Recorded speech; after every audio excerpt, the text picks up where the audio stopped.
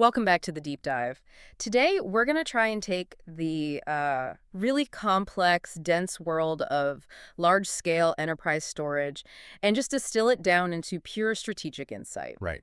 Our mission is to give you the shortcut, the crucial knowledge you need to navigate how these massive data systems are built, managed, and, protected. Specifically, we are diving deep into Dell Technologies' PowerScale infrastructure. We've taken a whole stack of material, including the detailed blueprint for the D-PSC-DS-01 certification exam, Okay. and we've tried to translate the very technical definitions into something you can actually use. For anyone dealing with enterprise data, this is really the core question. How do you get speed, efficiency, and compliance all at the same time? That is the core challenge, isn't it? We're cutting through the manuals to get to the why behind all these features. These aren't just definitions. They're the design choices that determine if a company's data stays online, stays fast, and stays legal. And if you look at the blueprint of knowledge areas, it really tells a clear story about what the priorities are. A huge 36% of the focus is on platform infrastructure, The actual hardware. the physical and logical layers, Sure. exactly. Then you've got 24% on management and advanced applications. Okay. That's the intelligence layer. Okay. But we're going to start where you have to start, with the foundational 18%, Mm-hmm. the initial design and plan phase. Because if you get that wrong, well, nothing else really matters. Okay, let's unpack that. The initial planning. Before anyone buys a single rack or plugs in a cable, they have to model the future, right? Mm-hmm. They need to know precisely how much usable capacity they're going to get and if the cluster they're planning can actually handle the work. You can't just cross your fingers and hope for the best. No, you can't. So what's the tool? What specific resource do designers rely on to validate the whole concept? They rely on the PowerScale Sizer. It's really the indispensable Dell Technologies design tool. The side. Its function is critical. It takes all your expected workload parameters, I/O needs, latency demands, data growth, and it models them against different hardware configurations. So it's the simulation. It stops you from making a huge strategic mistake, like buying too much or worse, too little. Exactly. If you under-provision, your cluster fails to meet performance targets from day one. If you over-provision, you're just wasting millions on hardware and cooling. The Sizer calculates that net usable capacity after you account for all the data protection overhead, and it validates that your hardware choice can actually handle the performance peaks. It's the sanity check before you sign the purchase order. It is the absolute sanity check. Makes perfect sense. So once the model is approved, you have to match the physical hardware to the most demanding parts of the workload. And in a modern data center, some tasks like AI training or real-time analytics, they don't just need speed, they need instant speed, ultra-low latency. When the requirements are that strict, you need the performance engine of the cluster. In this case, that's the F-series node type. The FC. That F is critical. It stands for all flash. These nodes are engineered specifically for those super demanding, low latency workloads. They're not for bulk storage. They're for acceleration. So if the standard hard drive nodes are the, let's say, the reliable family sedan of the data center, the F-series is the Formula One race car. That is a great analogy. It's all flash, it's highly optimized, and it runs a really sophisticated caching layer to make sure data access is measured in microseconds, not in milliseconds. Wow. So if you're running, say, thousands of virtual machines that all need fast access at the same time, or processing a ton of streaming data, that's where that data lives, on the F-series. But those race cars are expensive. You can't put all your data on F-series nodes. No way. And that's why we need intelligence to manage the rest of the ecosystem. Which brings us to what makes PowerScale so, well, intelligent. These smart features that automate where data lives to balance that tension between performance and cost. So let's start with moving data internally within the cluster itself. Right, that internal optimization, that's the job of smart pools. Pools. It allows the cluster to use multiple storage tiers at the same time.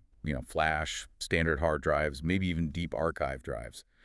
And it automatically shifts files between them. We call this internal tiering. But how does it decide where a file belongs? It can't just be guessing, can it? No, it uses very granular file pool policies. Yeah. You, the administrator, you set the rules, and Smart Pools just executes them relentlessly. And the rules are based on file attributes. Yeah, things like, if a file hasn't been touched in 60 days, move it from the fast F-series down to the cheaper hard drive tier. Or, if a file is over 100 gigabytes, just put it straight onto the high-capacity archive tier. That's fantastic for cost optimization. You're making sure that all your idle data is paying the lowest possible rent, which frees up that expensive F-series for the hot data we just talked about. Exactly. The intelligence there minimizes the operational friction. You set the policy once, and the system just self-manages the data lifecycle inside the array. It's constantly aligning resources with real-world access patterns. Okay, so that handles the internal stuff. But what happens when data goes completely ice cold? I'm talking about legal archives, records from 5 years ago, stuff you have to keep but will probably never touch. Right. At that point, even your cheapest on-prem disks are taking up space and power. And that is the transition point to cloud pools. Cloud pools. This is your external tiering. It extends the cluster's storage by finding that cold, inactive data, encrypting it, and then moving it off to an object storage provider. That could be a private cloud or, a major public cloud service. This sounds great, but I have to, introduce some friction here. Doesn't adding a cloud layer make things way more complicated? I get the benefit, you shrink your on-prem footprint. But what about the risks? Latency, governance? That's a critical question. And the benefit is huge. Administrators can dramatically reduce their most expensive physical storage footprint. But the system is designed to provide what's called transparent access. Meaning, to the user, the file still looks like it's right where it always was. When they try to access it, Cloud Pools handles the secure, on-demand recall from the cloud. But the administrator has to be really aware of the trade-offs. I mean, the data is accessible, but there's going to be latency compared to the F-series. Of course. And more importantly, they need to watch those cloud egress fees if they suddenly have to pull back a massive archive. And they have to make sure the cloud provider meets their security standards. It's a calculation based on access frequency. Precisely. Cloud Pools is a tool for archival, for sprawl reduction. It's not for performance enhancement. It's the key to keeping a lean, fast on-prem core while responsibly housing huge amounts of data in a utility model.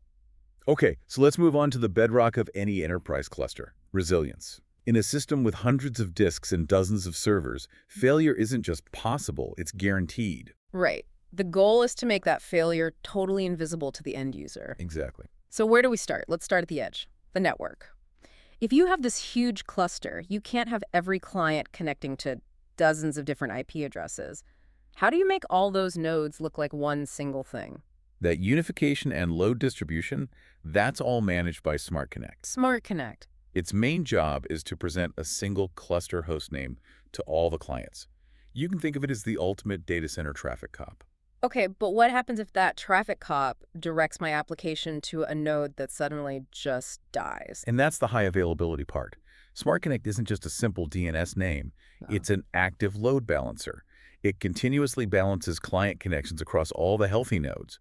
If one fails, it instantly stops sending new connections there and makes sure existing clients can just reconnect seamlessly to another healthy node. So it prevents traffic jams and, more importantly, application crashes. Okay, so Smart Connect makes the network connections solid. The next big threat is actual physical failure, a drive dying, a whole server going offline.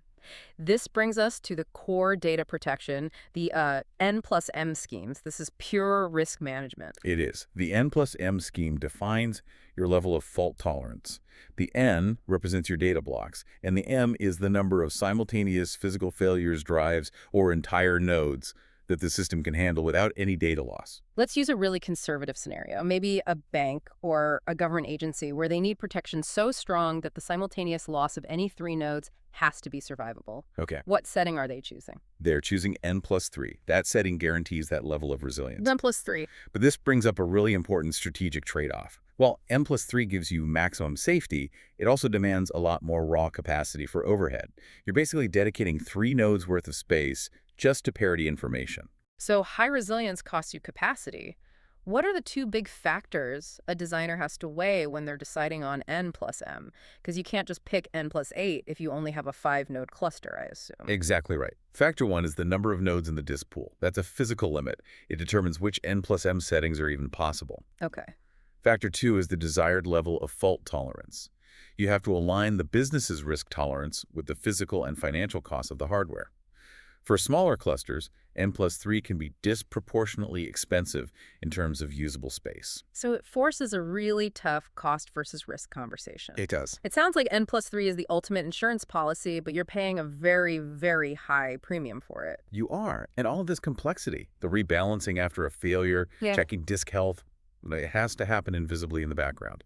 That task falls to a tireless, silent component called the job engine. The job engine. It sounds like the relentless housekeeper of the operating system. It really is. What are its most critical background tasks that keep the cluster healthy? The job engine is central to resilience. Its tasks include things like data reprotection.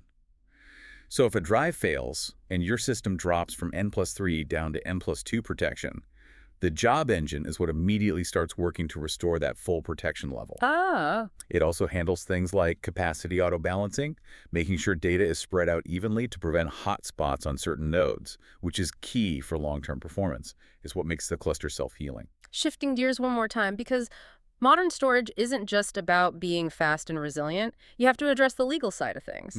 Compliance. Compliance, yeah, especially in sectors like finance or healthcare. Speed doesn't matter if you're violating federal law. Absolutely. The main demand here is being able to prove immutability, that the data, once you write it, cannot be changed or deleted for a set amount of time. This is the whole concept of worm storage. Write once, read many. Correct. So which feature delivers that crucial guarantee for the regulators? That would be smart lock. It provides that mandatory worm functionality that's required by so many regulations, like from the SEC or HIPAA or even parts of GDPR. And how does that work in practice? Well, when a record is committed under a smart lock policy, let's say for a 7-year retention period, the system enforces that immutability. Not even a system administrator with full root access can delete or modify that file until the timer expires. That's powerful. It basically removes the human error factor from data retention, which is exactly what auditors want to see. It gives you that non-repudiation, that defense against accidental or even malicious deletion, which is often just as important as performance in these regulated industries. Okay, so moving from compliance to security. Managing access in a huge company has to be centralized. You can't have different passwords and policies scattered everywhere. The user logs in once, and the system needs to know exactly who they are and what they're allowed to touch. Absolutely. For that kind of centralized authentication and authorization, PowerScale clusters integrate really seamlessly with the two dominant enterprise directory services.